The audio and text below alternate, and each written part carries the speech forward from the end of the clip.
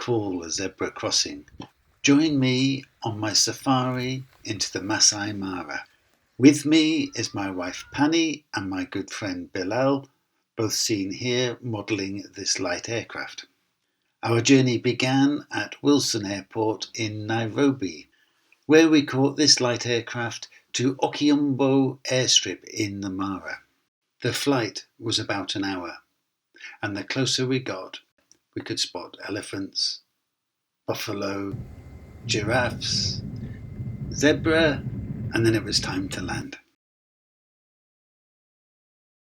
We had chosen Crocodile Camp as our base for the next few days, with this wonderful tent, a lovely comfy bed, even with a bathroom attached. And as we were so close to the river, it was nice to know that there was nothing much that can do us any harm in there.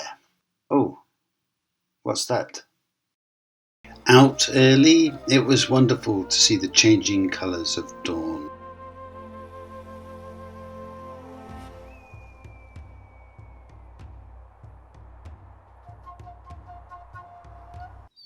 We came across this old guy, thought to be in the region of 70 years old, full of battle scars, missing half a tusk, and these days he prefers to be in his own company rather than that of the herd.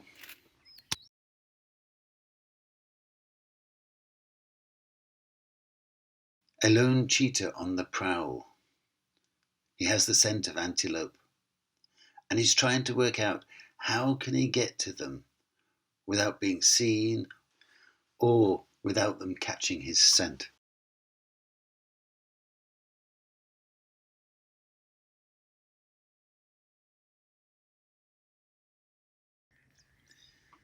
Now would be a good time to introduce our guide, Olosholo. He was spotting animals way off in the distance, far before we could ever see them.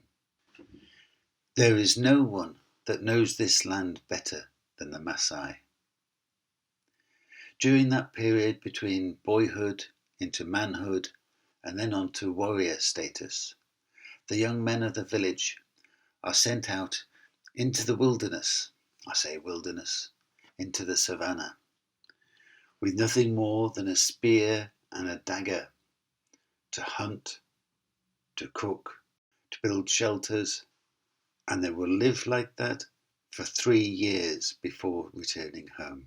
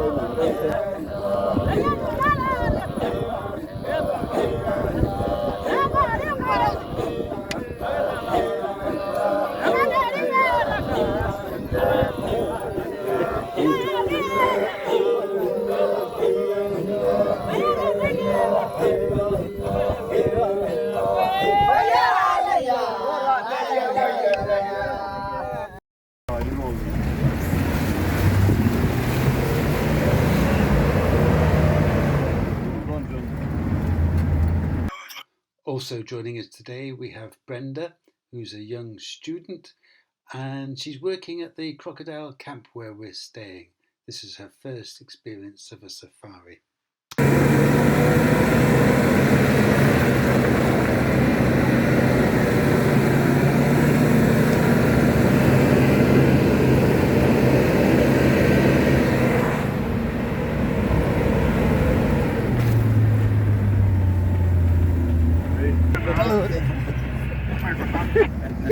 Sorry, it's okay.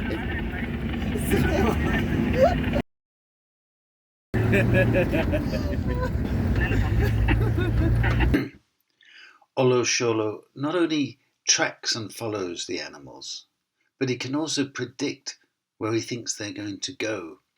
And in this case, we drove about half a mile ahead of this leopard, switched off the engines and just waited. And sure enough, this leopard came right up. crawled underneath our Land Cruiser and sat for a while in the shade of the vehicle.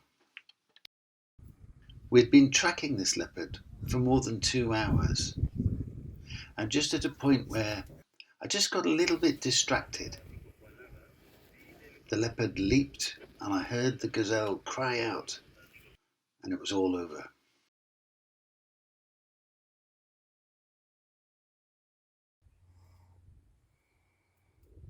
I have to say, this next bit did feel a little bit uncomfortable, a little bit intrusive, and they would repeat this every 15 minutes, I guess, to increase the chances of fertilization.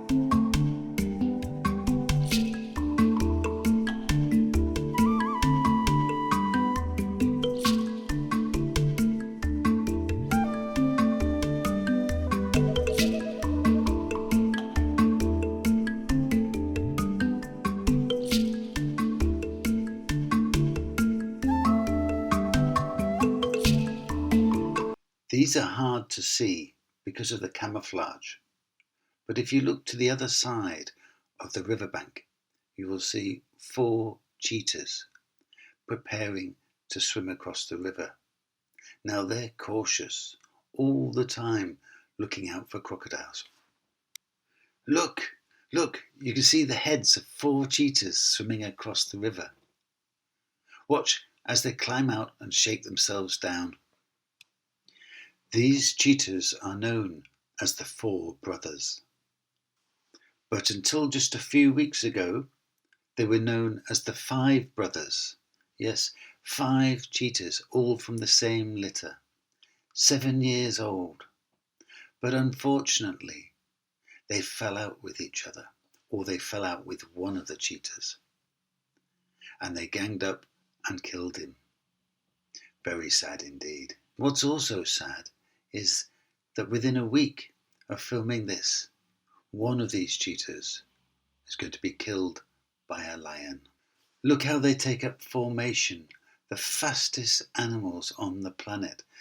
I wouldn't want to be in their way. In amongst this herd of elephants, you'll see 2 babies. One is just 1 month old and the other is about 3 months old.